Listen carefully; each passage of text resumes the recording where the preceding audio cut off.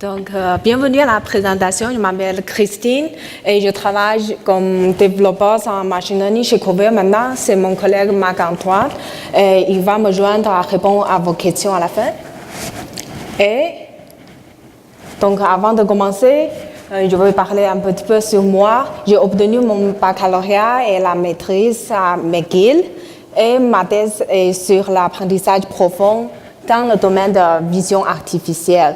Donc, je me suis jointe à Coveo cette année et depuis ce temps-là, je commence à travailler sur beaucoup de projets et maintenant, je travaille surtout sur des projets de machine learning et e-commerce. Donc, voici mon agenda aujourd'hui. Je vais commencer par une introduction sur Coveo. Qu'est-ce que c'est Coveo et qu'est-ce qu'on fait chez Coveo? Et après, je vais me concentrer sur machine learning. Donc, il y a 3 produits qu'on a déjà développés chez Coveo. La première s'appelle l'optimisation de la pertinence. Deuxième s'appelle suggestion de requête. Et troisième s'appelle recommandation. Et aussi, on va aller plus loin. Donc, je vais parler de 2 projets qu'on est en train d'expérimenter. Donc, c'est très intéressant. Le premier est sur e-commerce et deuxième, c'est sur la navigation de facettes. Donc, peut-être la première question, c'est qu'est-ce que c'est Coveo et qu'est-ce que je suis en train de faire ici? Donc, un peu d'histoire sur Coveo. On a été fondé en 2005 à Québec, donc ça fait plus de 10 ans qu'on existe déjà. Et maintenant, on a des bureaux à Québec, à Montréal, à San Francisco et à Amsterdam. Et voici des photos et vous êtes bienvenus à visiter, ils sont très beaux et confortables, je vous assure. Donc, quelques chiffres sur Coveo. En fait, on a déjà 1500 clients qui ont déjà installé nos produits à travers le monde. Et on a déjà à peu près 400 employés et presque la moitié d'entre nous travaillent dans le secteur de recherche et développement. Et cette année, on a déjà fait 70 embauches cette année et je suis sûre que ce chiffre-là va encore augmenter à la fin d'année. Et une nouvelle, c'est en 2018, on a reçu 100 millions d'investissements par la compagnie Evergreen Coast Capital. Donc, on est vraiment une entreprise à croissance rapide. Et encore une bonne nouvelle, cette année, on a été reconnu comme le leader dans le domaine de recherche intelligente en entreprise. Donc, c'est par la compagnie Gartner. En fait, c'est une compagnie d'analyse et elle va évaluer toutes les compagnies dans plusieurs domaines. Et c'est par rapport à la vision et à la capacité d'exécution. Donc, voici le rapport en 2018. C'est dans le domaine de recherche intelligente. Donc, vous pouvez voir des noms comme IBM, Microsoft. Et là-bas, c'est Coveo. On est sur le coin en haut à droite. Donc, on est vraiment positionné comme l'expert dans ce domaine-là. Donc, qu'est-ce qu'on fait chez Coveo et qu'est-ce que je vais parler aujourd'hui? En bref, on fait des solutions d'entreprise par l'intelligence artificielle. Autrement dit, on utilise l'intelligence artificielle, surtout le machine learning, pour développer des solutions et pour augmenter la pertinence dans tout résultat de recherche. Donc, il faut tout d'abord savoir, pour les chefs des grosses entreprises, il y a toujours 3 choses qui les préoccupent le plus. Premièrement, ils se soucient de leurs clients, bien sûr. Par exemple, les clients qui utilisent leur plateforme de commerce. Et aussi, ils se soucient de leurs services qu'ils offrent à leurs clients. Et troisièmement, ils se soucient de leurs employés. C'est comme ils vont former et engager des bons employés qui sont efficaces. Mais en fait, ces 3 choses-là sont très connectées. Par exemple, pour satisfaire les clients, il faut avoir de bons services. Pour avoir de bons services, il faut avoir des employés qui sont efficaces. Mais imaginez, si les entreprises n'ont pas une plateforme pour capturer tous les signaux et toutes les interactions qui se passent à travers ces domaines-là, comment on peut capturer les connexions et faire des améliorations à travers l'ensemble de l'entreprise? Donc, en fait, c'est ça la solution développée par Coveo. Et 2 compétences principales de Coveo.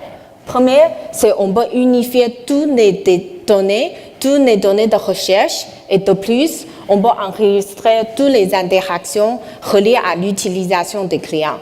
Donc, on peut capturer toutes les données de recherche et on peut, peu importe c'est quoi la source d'information, on peut tout les unifier et aussi on peut garder toutes les interactions, on peut faire des suivis en temps réel et on peut générer des statistiques intéressantes. Et on a toutes ces données-là. Deuxième compétence, c'est qu'on peut appliquer des technologies de machine learning avancées et de cette façon, on peut faire des suggestions qui font du sens et on peut offrir de bonnes solutions à nos clients. OK. Donc, avant de parler plus en détail, il y a un point important, c'est notre capacité de connexion. Chez Coveo, on a accès à toutes sortes de plateformes comme ça, comme Dropbox, Gmail, page de Confluence, peu importe. Et de plus, on a un contrôle de sécurité très sévère. Donc, pour les clients, c'est impossible pour les clients de retrouver quelque chose sans avoir les permissions nécessaires. Donc, avec ces données-là, on peut dire maintenant, tout le monde peut faire la personnalisation, c'est vrai, mais pourquoi Coveo peut se différencier? Parce qu'on a toutes ces données et en plus, on peut appliquer le machine learning de façon efficace. Donc, voilà un petit aperçu de Coveo. Comme j'ai dit, on commence par établir des connexions à toutes sortes de plateformes ici et on indexe le contenu. Et on indexe de façon unifiée, donc c'est facile de récupérer les données. Et à droite, ici, c'est notre analyse d'utilisation. Donc c'est ici, on peut faire des analyses sur les données d'utilisation et on peut générer des rapports, des statistiques. Mais si on arrête ici, si on fait des ajustements de résultats, seulement ici, le système est encore statique. Donc ça ne peut pas rester bon en tout temps. C'est à cause de ça, on a besoin de machine learning pour fermer la boucle. Donc ici, on peut utiliser le machine learning pour apprendre tous les changements, toutes les interactions et on peut les utiliser pour améliorer les résultats qui sont retournés à la fin vers le haut, vers toutes les interfaces en haut. Donc, un peu de l'analyse d'utilisation, ici. En fait, c'est ici on peut générer toutes sortes de rapports et des statistiques intéressantes et de façon très visuelle. Donc, c'est facile pour nos clients d'apprendre beaucoup d'informations utiles ici. Et il faut savoir, pour les entreprises, c'est vraiment important pour eux de bien savoir c'est quoi leurs clients et leurs employés en même temps. Ça peut faire une grosse différence pour leur business. Et ici, un cas plus visuel, c'est un rapport. Par exemple, la métrique à gauche peut montrer, OK, c'est quoi les plateformes les plus populaires. Donc ici, on peut voir la plateforme la plus populaire, c'est la page web de communauté, par exemple. Et à droite, une autre métrique peut montrer c'est quoi la recherche, c'est quoi les mots-clés les plus importants. Et ici, la première, c'est Where could I find quelque chose. Donc, c'est vraiment facile pour les clients d'apprendre beaucoup d'informations et pour améliorer leur business. Donc, comme je dis, on ramasse toutes les données à machine learning. Et un petit peu sur le machine learning chez Coveo, en fait, toutes nos procédures sont exécutées dans le cloud.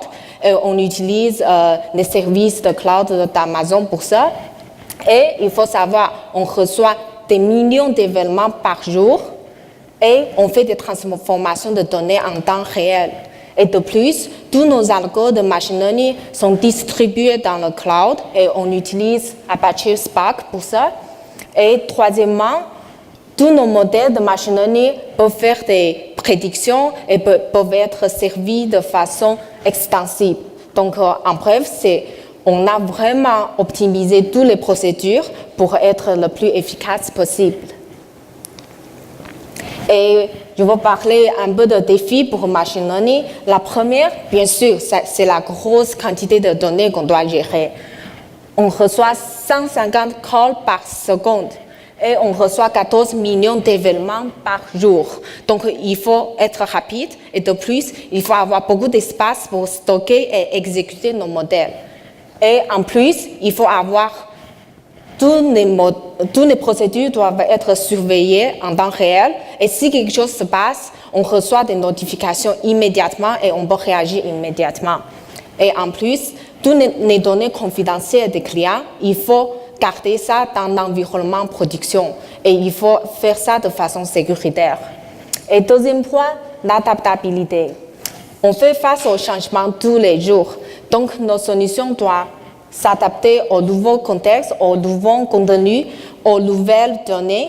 Et de plus, nos algos doivent être super flexibles. Il faut gérer des contextes différents, des clients différents, et maintenant, on supporte 18 langues différentes.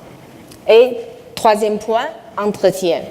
On bâtit 700 modèles par jour, donc il faut être rapide. Et de plus, c'est impossible de faire ça de façon manuelle, c'est impossible. Donc, on a automatisé toute la chaîne d'exécution pour ça.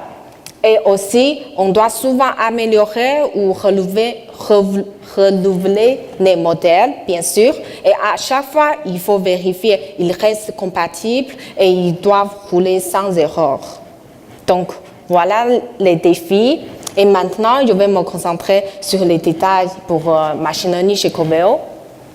Et je vais présenter 3 produits qui sont très intéressants et en fait, ils sont utilisés par la plupart de nos clients déjà. La première, optimisation de la pertinence. Donc, je vais vous montrer des cas d'utilisation. Premier cas, c'est si quelqu'un cherche avec le mot switch, qu'est-ce qu'il veut?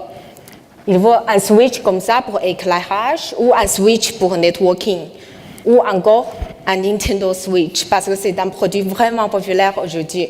Donc, le problème, c'est que le mot switch est trop générique. Ça peut correspondre à plein d'affaires dans l'index. Donc, comment l'ordinateur peut gérer cette ambiguïté-là? Et deuxième cas, si quelqu'un cherche une souris, donc c'est une souris normale comme ça ou une souris pour jouer aux jeux vidéo, mais je suis sûre qu'il ne veut pas une souris comme ça. Mais comment l'ordinateur peut savoir ça? Et troisième cas, bien sûr, les fautes d'orthographe. Une erreur que je vois souvent, peut-être plus souvent qu'on est supposé d'avoir, c'est le keyboard. Donc, si quelqu'un tape key espace board, bien sûr, il ne veut pas une clé et une planche de bois. Je suis sûre qu'il veut un clavier, n'est-ce pas? Donc, qu'est-ce qui se passe si on a des situations comme ça? Dans le pire des cas, on tombe sur ça, la page sans résultat. Mais je ne sais pas pour vous, pour moi, c'est vraiment frustrant à chaque fois que je vois ça. Donc, c'est à cause de ça qu'on a développé ce produit. Le but, c'est de retourner les résultats les plus pertinents pour une recherche. Donc, qu'est-ce qu'on a? On a les événements de recherche et on a les événements de clic dans le passé, n'est-ce pas? Et on va améliorer la pertinence des résultats dans la future. Donc, notre modèle prend toutes les recherches et les clics, puis on peut avoir des sessions de recherche comme ça. Par exemple, quelqu'un tape souris comme une recherche, puis il clique des documents ou des produits, mais il n'est pas satisfait. Il tape souris pour jeux vidéo et il fait des clics et il est rendu là-bas à la fin de la session. Donc, notre modèle peut apprendre tout ça et faire des correspondances. Donc, après l'apprentissage, peut-être dans le futur, si quelqu'un d'autre tape souris simplement, donc le modèle peut savoir, OK, beaucoup de gens préfèrent aussi des souris pour jeux vidéo maintenant, donc peut-être les souris pour jeux vidéo vont être boostées dans les résultats de recherche. Donc c'est comme ça qu'on a ce produit-là. OK, j'essaie d'utiliser le clicker. Et ici, c'est un cas encore plus visuel. C'est Logitech, je pense que tout le monde le connaît. En fait, c'est un des clients de Coveo. Donc, à gauche, c'est sans Coveo Machine Learning. À droite, c'est avec Coveo Machine Learning. Premier cas, souris. Donc, notre modèle peut savoir la plupart des clients vont préférer ces souris ici. Donc, ces souris-là, qui sont plus modernes, vont être boostées en première dans les résultats recherchés. Deuxième cas, c'est avec le mot-clé MX5500. Ça veut dire quoi? Ce n'est pas un nom dans l'inventaire de Logitech parce que le vrai nom, c'est MX Trademark 5500. Donc, ça n'existe pas dans l'index. Mais avec le temps, le modèle peut prendre toutes les interactions, les données de client, puis voir le lien, puis à la fin, c'est le vrai clavier qui est retourné en première. Troisième cas, c'est encore plus surprenant, c'est l'exemple avec CUAY59. Comme ça ne fait pas du sens. En fait, c'est un nom du port USB sur une souris comme ça. Mais le problème, c'est que les utilisateurs vont voir ce nom-là vraiment affiché en gros sur cette souris, puis ils vont taper ça, puis ce qu'ils veulent vraiment, c'est la souris ici. Donc, de la même façon, le modèle va apprendre le lien entre le port USB et la vraie souris. Donc, maintenant, le modèle va retourner ça en première à chaque fois qu'on voit ce mot-là. Donc, il y a plein de cas qui sont utiles ici. Mais il y a une chose que je n'ai pas parlé, c'est les contextes. Et par contexte, je veux dire, c'est des attributs qu'un utilisateur peut avoir, par exemple, le rôle d'un utilisateur ou la région d'un utilisateur. Donc, dans un contexte comme ça, si quelqu'un vient avec un rôle, vient d'une région, puis il tape le mot Outlook. Donc, parmi tous les résultats retournés, on va assurer que les résultats qui sont plus appropriés à son rôle ou à sa région sont toujours boostés un peu dans les résultats. Donc, c'est super personnalisé. Et deuxième produit, c'est suggestion de requête. Et par requête, je veux dire simplement, c'est une recherche avec mots-clés dans le barre de recherche. Donc, je suis sûre que vous êtes plus familier avec cet exemple-là ici. Donc, le but, c'est de fournir des suggestions en se basant sur ce que les gens ont déjà tapé. Et on a à peu près 4 défis pour ça. La première, c'est encore, il faut corriger les fautes d'orthographe. À chaque fois, j'ai la misère. Puis, deuxième, c'est il faut proposer des choses qui font du sens. On ne veut pas tomber sur la page sans résultat encore, non? Depuis, c'est nos suggestions qui ont fait ça. Troisièmement, c'est il faut bien identifier et s'adapter à nos clients. Par exemple, pour Logitech, le mot Logitech, ce n'est pas un mot de dictionnaire, mais il faut quand même l'inclure dans toutes nos suggestions de requêtes. Et le quatrième, c'est le délai de réponse. Pour nous, ça doit être inférieur à 125 millisecondes. Pourquoi? Parce que si les gens ont déjà tapé plein d'affaires, ça ne sert à rien, peu importe ce qu'on peut suggérer. Donc, il y a beaucoup de choses à considérer. Et qu'est-ce qu'on a? On a encore une fois les événements de recherche et les événements de clic. Donc, en utilisant ça, on construit un répertoire de bonnes recherches. En fait, on utilise les clics pour trouver les bonnes recherches. Pour nous, une bonne recherche, c'est une recherche avec beaucoup de clics après. Et après ça, à la phase d'apprentissage, notre modèle, on va créer une liste de recherches qui ne sont pas bonnes, des recherches partielles. Puis le modèle va avoir cette liste-là, puis il va aller fouiller dans le répertoire de bonnes recherches et il va faire des correspondances, il va essayer de compléter les recherches partielles et à la fin, il va sortir des bonnes recherches à suggérer. Et dans la phase de suggestion, c'est la même chose. Il va recevoir la recherche qui est vraiment faite par les clients, puis il va sortir les bonnes recherches de façon rapide. Et aussi, on a utilisé les informations de contexte pour ça. Par exemple, si un utilisateur anonyme entre, puis il tape AC, ça c'est des résultats standards. Mais si quelqu'un est login, puis il a le rôle administrateur, puis il va taper AC, puis on peut voir cette liste de résultats est totalement différente que celle-ci. Mais en fait, ces résultats-là sont vraiment appropriés pour son rôle d'administrateur. Donc, on a fait ça aussi pour la personnalisation. Et ici, c'est notre troisième produit, ça s'appelle recommandation. Mais pour aider à comprendre, je vais commencer par ça encore une fois. C'est une page web d'application. Donc, on peut installer toutes sortes d'applications ici. Si je vous dis, une personne entre, puis elle est une étudiante, puis elle va installer ça, et après ça, et après ça. Puis une autre personne entre, c'est un homme d'affaires, puis il va installer cette application et ça. Puis la question maintenant, c'est maintenant j'arrive, mais je vais installer cette application ici. Puis le problème, c'est quoi la prochaine application à me suggérer? Donc peut-être vous allez dire, ok, c'est l'application à côté. En fait, c'est la logique qu'on utilise derrière le produit recommandation. Et plus précisément, le but, c'est de recommander les prochaines actions à faire pour un utilisateur spécifique en se basant sur les actions passées de cet utilisateur-là. Mais qu'est-ce qu'on fait avec ça?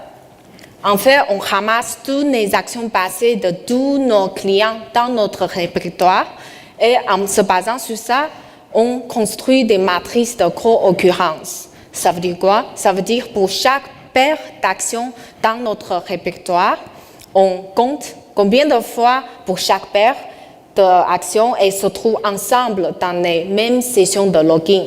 Donc, ce sont ces valeurs-là qu'on utilise pour remplir les matrices de co-occurrence. Et rendu à la phase de recommandation, par exemple, ça, c'est les deux matrices de recommandation. Alors, par exemple, toutes les actions A, ce sont des actions d'installation de l'application. Vous pouvez comprendre aussi peut-être toutes les actions Q sont des actions de clic sur des produits ou des clics sur des documents. Les actions du type P, ça peut être des recherches avec des mots-clés. Donc, on a ces matrices-là. Et maintenant, supposons qu'on a un client, un utilisateur, puis il veut savoir quelles sont les prochaines actions du type A à suggérer, à recommander à cet utilisateur. En même temps, on a une liste de toutes les actions passées de cet utilisateur-là. Ça contient Q1 et P1. Donc, qu'est-ce que le modèle va faire? Le modèle va aller fouiller dans ces matrices-là, donc trouver les colonnes correspondant à Q1, P1, ce sont ces colonnes en orange aussi. Donc, qu'est-ce qu'on fait ensuite? On peut faire simplement une somme pondérée de toutes ces colonnes-là.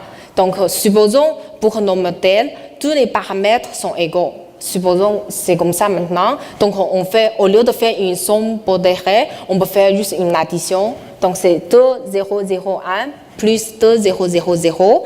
Puis, c'est facile de voir que l'action A1, ça a une valeur de 4. Donc, c'est la première action à suggérer pour cet utilisateur-là.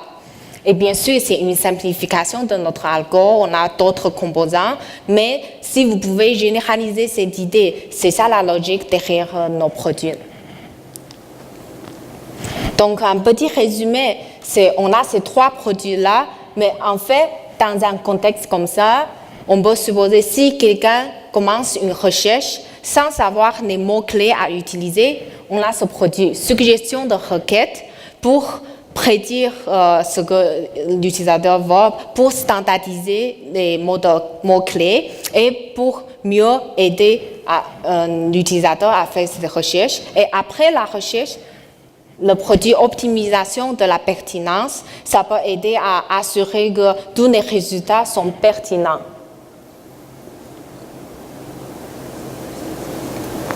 Oui, ça marche. Et aussi, même si un utilisateur ne fait pas de recherche, il est là juste pour naviguer le site. On a aussi recommandations et ce produit-là peut aider à prédire les intérêts de l'utilisateur pour mieux le guider. Donc, les trois produits-là peuvent vraiment agir ensemble pour améliorer toute expérience de recherche.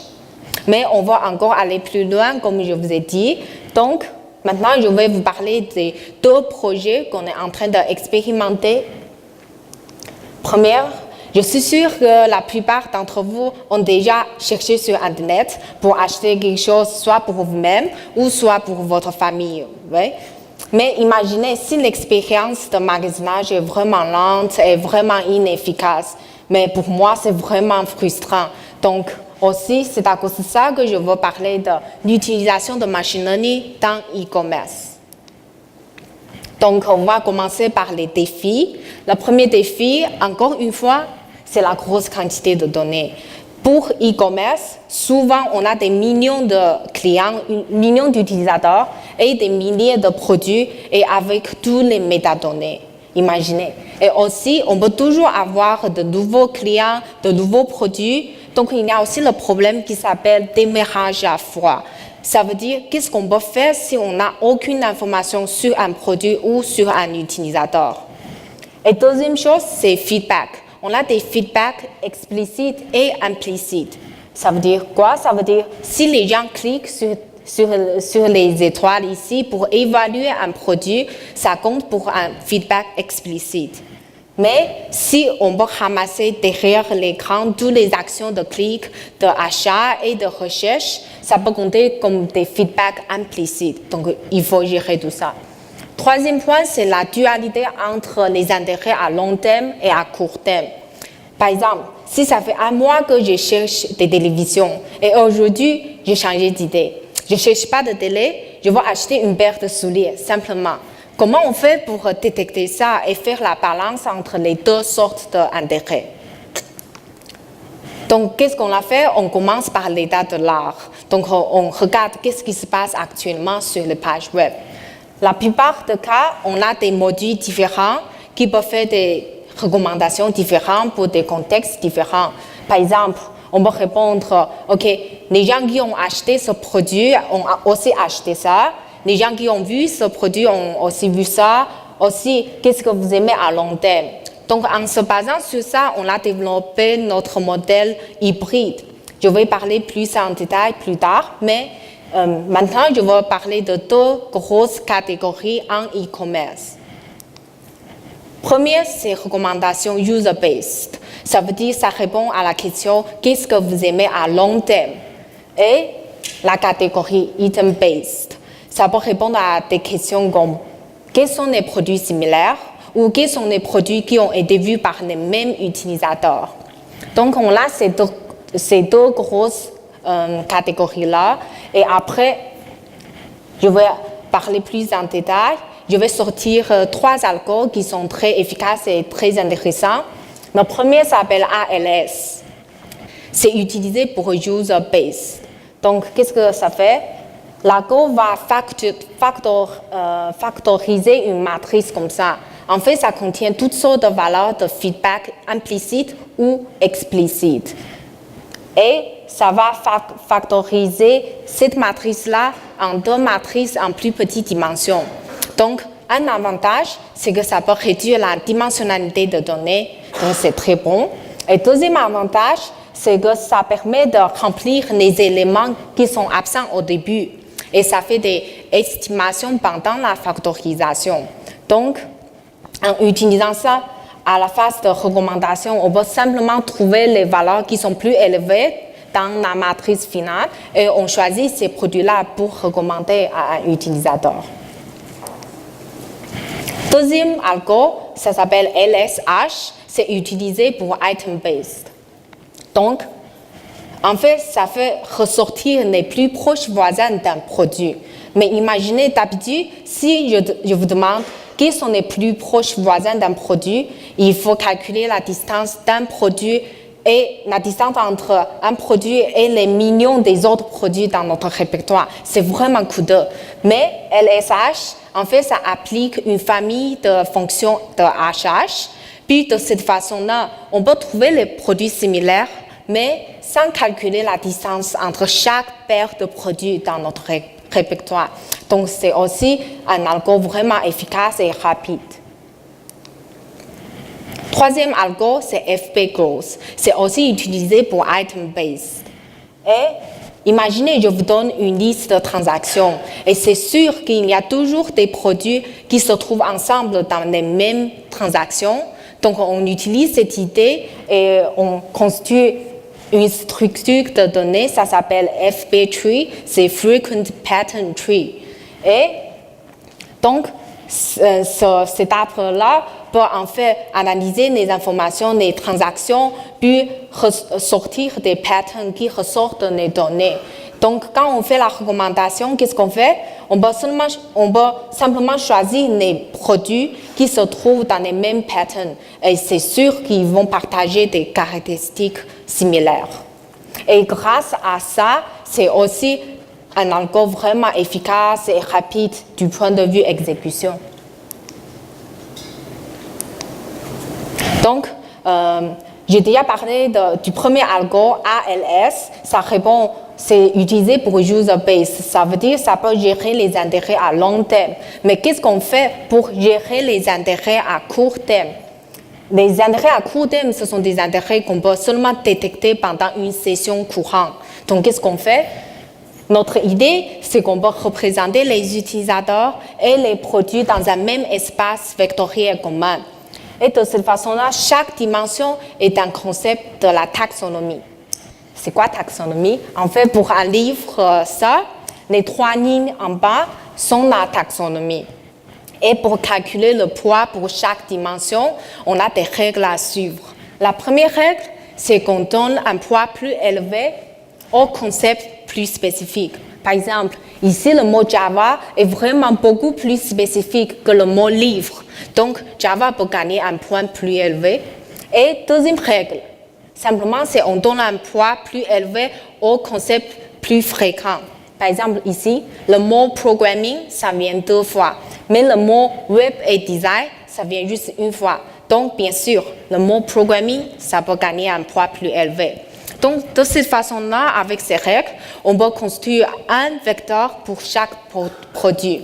Et pour chaque utilisateur, on peut faire simplement une somme pondérée de tous les produits qu'il a accumulés pendant une session courante. Donc, on a tous les vecteurs dans cet espace et au moment de recommandation, on peut simplement trouver les plus proches voisins d'un utilisateur spécifique et on prend ces produits-là pour recommander à cet utilisateur. Et je me demande maintenant, est-ce qu'on peut évaluer les recommandations? Parce qu'il faut savoir, ça peut être vraiment subjectif. Et voilà 4 métriques qui sont intéressantes, qui sont utiles. La première, précision. Donc, est-ce que les clients vont vraiment cliquer ou acheter les produits qu'on propose? Deuxième, nouveauté. Est-ce qu'on propose des produits qui ont déjà été vus par les clients ou déjà été achetés par les clients? C'est utile si c'est comme ça. Troisième, c'est diversité. Donc, est-ce qu'on propose seulement des produits de la même marque ou de la même catégorie? Parce que ce n'est pas bon comme ça. Et quatrième, c'est sérendipité. En fait, ça égale à la surprise. Est-ce qu'on propose des produits qui sont attendus par les clients ou ça peut être une surprise pour eux? Puis, dans certains contextes, c'est bon d'être une surprise, n'est-ce pas? Et on utilise ça pour évaluer les algos, les modèles, et aussi on peut varier les paramètres de toutes sortes de modèles, puis on regarde ces métriques. De cette façon, on peut optimiser les modèles et à la fin, on peut choisir le meilleur modèle à utiliser. Et maintenant, je vais passer à notre deuxième projet, on peut dire, c'est la navigation de facettes. Puis, je suis sûre que la première question, c'est qu'est-ce que c'est une facette? Mais en fait, c'est vraiment simple. Voilà une page web qu'on peut faire des recherches, mais à gauche ici, cette section contient des facettes. Donc, vous pouvez cocher sur les facettes, vous pouvez choisir les valeurs de facettes pour mieux correspondre à vos besoins de recherche. Par exemple, une facette, ça peut être la langue d'un document, par exemple, puis la valeur, ça peut être anglais, français, etc. Donc, c'est compris. Ici, ce sont les facettes. Et je vais continuer avec ça, mais la chose, c'est quand on étudie e-commerce chez Coveo, on a réalisé que les facettes sont vraiment importantes parce que, comme j'ai dit, les mots-clés dans le barre de recherche, ça peut être vraiment simple. C'est comme juste une souris ou un switch, mais on a besoin de facettes pour aider. Mais le problème, c'est si on magasine pour un aquarium, donc je ne sais pas pour vous, mais pour moi, la question la plus importante, c'est le volume, c'est la dimension de l'aquarium. Parce que j'ai eu une maison et comme une seule chambre. Si c'est trop petit ou trop grand, c'est impossible que je vais acheter, peu importe les autres propriétés. Mais le problème, c'est sur la page web originale de ce site-là, la facette dimension est vraiment à la fin de la liste. Il faut même descendre la page pour la voir. Mais ce qu'on va faire chez Coveo, c'est qu'on va mettre la facette dimension vraiment en première sur la liste. Mais on ne peut pas faire ça et on ne veut pas faire ça manuellement parce que ça prend des heures et des heures pour une facette et c'est impossible, c'est irréaliste de faire ça pour toutes les pages web et toutes les facettes. Donc, on a pensé à notre projet de facettes. Encore, on a des événements de recherche et puis on sait quelles sont les facettes qui sont sélectionnées ensuite. Et on a aussi des événements de clic. Donc le but ici, c'est de prédire les facettes sélectionnées à partir d'une recherche. En fait, si je fais le lien entre le projet facette et le produit optimisation de la pertinence, c'est vraiment similaire. Parce que dans ce produit-là, le but, c'est de prédire les documents ou les produits cliqués à partir d'une recherche.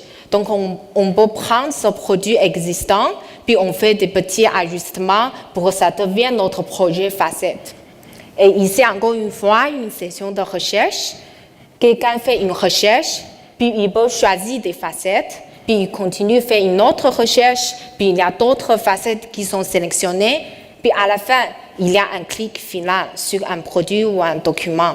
Donc, le modèle de facettes peut prendre ces sessions-là, puis il va supposer que les facettes qui sont sélectionnées juste avant le clic final, ça doit être des bonnes facettes. Donc, la prochaine fois, si on rencontre des mots-clés qui sont les mêmes que ici et ici, toutes les facettes qui sont sélectionnées juste avant le clic final peuvent être boostées dans notre algorithme. Donc, bien sûr, on va continuer notre expérimentation, mais on a déjà 2 cas d'utilisation super intéressants à vous montrer. Le premier, c'est avec le cas Fish Food. Donc, si on magasine pour les nourritures pour le poisson, mais étrangement, on voit aussi le deuxième produit, c'est des nourritures pour les chats. Pourquoi ça? Parce qu'il y a des nourritures pour les chats, mais qui coûtent comme du poisson. Donc, ça existe en index. Donc, mais l'ordinateur ne sait pas. Donc, comment on peut résoudre ce problème? En fait, utilisant notre modèle de facettes, on peut savoir toutes les facettes qui sont populaires pour cette recherche. Et parmi les facettes, on voit la première facette, la plus populaire, c'est pour le type d'animal. Puis la valeur de la facette, c'est le poisson. Donc, si le modèle peut prendre ça, puis la prochaine fois, quelqu'un d'autre tape fish food. Donc, possiblement, on peut choisir cette facette-là automatiquement. Ça veut dire qu'après la recherche, cette facette est déjà choisie par nous. Donc, de cette façon-là, ce cas peut être réglé facilement. Mais le deuxième cas d'utilisation est un peu différent. C'est pour l'exemple de toy, c'est pour l'exemple de jouet. Si quelqu'un cherche un jouet, de la même façon, notre modèle peut apprendre toutes les facettes qui sont populaires avec ce mot-clé-là. Mais le problème, c'est est-ce qu'on peut choisir toutes les facettes de façon automatique? C'est impossible parce que ça se peut que je ne veux pas quelque chose qui est interactif. Je veux que ça reste là comme pas faire du bruit, puis je ne veux pas comme faire des interactions avec ce jouet-là. Donc, si on choisit toutes les facettes de façon automatique, il y a un problème parce que ça peut être trop spécifique pour un utilisateur. Mais est-ce qu'on arrête ici? Mais bien sûr, on peut faire d'autres choses pour ça. Aussi, l'idée, c'est qu'on peut encore utiliser les facettes populaires pour réorganiser la liste de résultats qui sont retournés.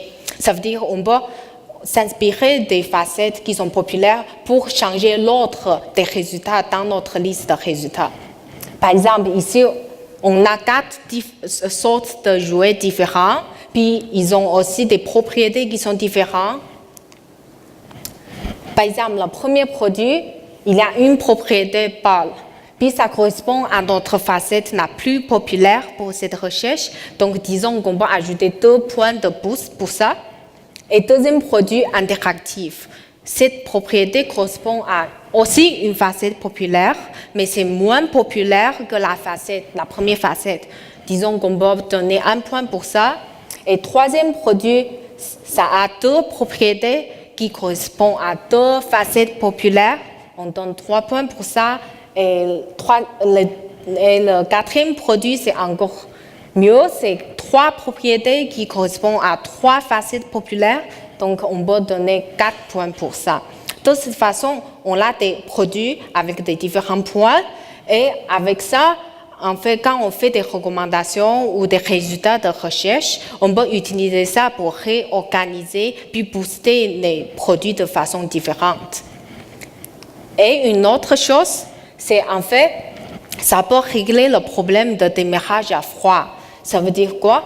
C'est comme si tous les produits-là sont nouveaux et on n'a aucune interaction de client avec ces produits-là. Donc, est-ce qu'on peut quand même faire quelque chose pour ajuster les résultats?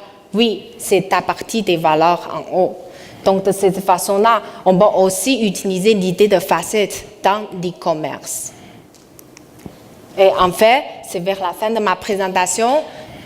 Donc, le message que je veux passer, c'est chez Coveo, on a vraiment travaillé beaucoup et on a exploré toutes sortes de possibilités avec le machine learning, la recherche intelligente et l'e-commerce. Et en fait, chez Coveo, on a une citation vraiment populaire, c'est « Si c'était facile, quelqu'un d'autre le ferait ». Donc, avec cette citation, je vous souhaite bonne chance et bon courage. Et maintenant, j'ai mon collègue Marc-Antoine et on est là pour répondre aux questions. Merci.